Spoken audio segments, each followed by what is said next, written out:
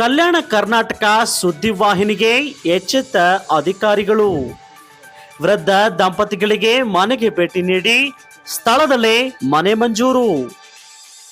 ಕಳೆದ ಸೆಪ್ಟೆಂಬರ್ 28ರಂದು ಕಲ್ಯಾಣ ಕರ್ನಾಟಕ ಸುದ್ದಿವಾಹಿನಿಯಲ್ಲಿ ವೃದ್ಧ ದಂಪತಿಗಳಿಗೆ ಮನೆ ಸೂರು ಒದಗಿಸಿಲ್ಲ.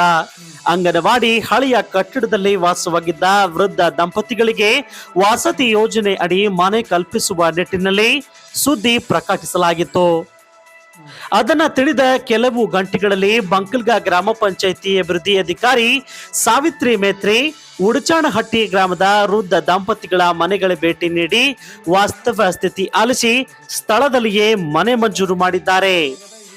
ಅಫ್ಜಲ್ಪುರ್ ತಾಲೂಕಿನ 12 ಗ್ರಾಮ ಪಂಚಾಯಿತಿಗಳಿಗೆ ಸುಮಾರು 2500 ಮನೆಗಳ ಮಂಜೂರಾಗಿದ್ದು, ಅದರಲ್ಲಿ ಬಂಕಲ್ಗ ಗ್ರಾಮ ಪಂಚಾಯಿತಿ ಸೇರಿದಂತೆ ಅಲ್ಲಿಯೂ ಮನೆ ಹಂಚಿಕೆಯಾಗಿವೆ. ಬಡವರಿಗಾಗಿ ಮಂಜೂರಾದ ವಸತಿ ಯೋಜನೆಯ ಮನೆಗಳು ಬಡವರಿಗೆ ದೊರಕಲಿ ಎನ್ನುವ ಕಲ್ಯಾಣ ಕರ್ನಾಟಕ ಸುದ್ದಿವಾಹಿನಿಯ ವರದಿಗೆ ತಾಲೂಕಿನ ಅಧಿಕಾರಿಗಳು ಅಲರ್ಟ್ ಆಗಿ ದಕ್ಷತೆಯಿಂದ ಕೆಲಸ ಮಾಡಿದ್ದಾರೆ ಎಂದರೆ ತಪ್ಪಾಗಲಾಗದು.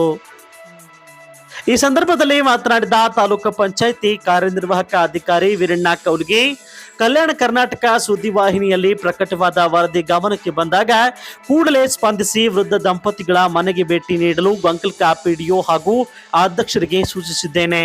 ಸ್ಥಳಕ್ಕೆ ಭೇಟಿ ನೀಡಿದ ನಂತರ ತಂಡದ ವರದಿ ಪರಿಶೀಲಿಸಿ ನಿರ್ಗತಿಕ ವೃದ್ಧ ದಂಪತಿಗಳಿಗೆ ಮನೆ ಮಂಜೂರು ಮಾಡಲು ತಿಳಿಸಿದ್ದೇನೆ. ತಾಲೂಕಿನಲ್ಲಿ ನಮ್ಮ ಗಮನಕ್ಕೆ ಬಾರದ ಕೆಲವು ವಿಷಯಗಳನ್ನ ನಮ್ಮ ಗಮನಕ್ಕೆ ತಂದಿದ್ದ ಕಲ್ಯಾಣ ಕರ್ನಾಟಕ ವರದಿಗಾರರಿಗೆ ಅಭಿನಂದನೆ ತಿಳಿಸಿದ್ದಾರೆ. ಇನ್ನು ಸರ್ಕಾರಿ ವಸತಿ ಯೋಜನೆಯ ಫಲ ನಿಜವಾದ ಬಡ ಕುಟುಂಬಕ್ಕೆ ಸಲ್ಲಿಸುವುದು ನಮ್ಮ ಆದ್ಯ ಕರ್ತವ್ಯವಾಗಿದೆ. ಎಲ್ಲ ಗ್ರಾಮ ಪಂಚಾಯಿತಿಗಳಲ್ಲಿ ಗ್ರಾಮ ಸಭೆ ಮುಖಾಂತರ ಮನೆಗಳ ಹಂಚಿಕೆ ಮಾಡಲಾಗುವುದು ಎಂದರು.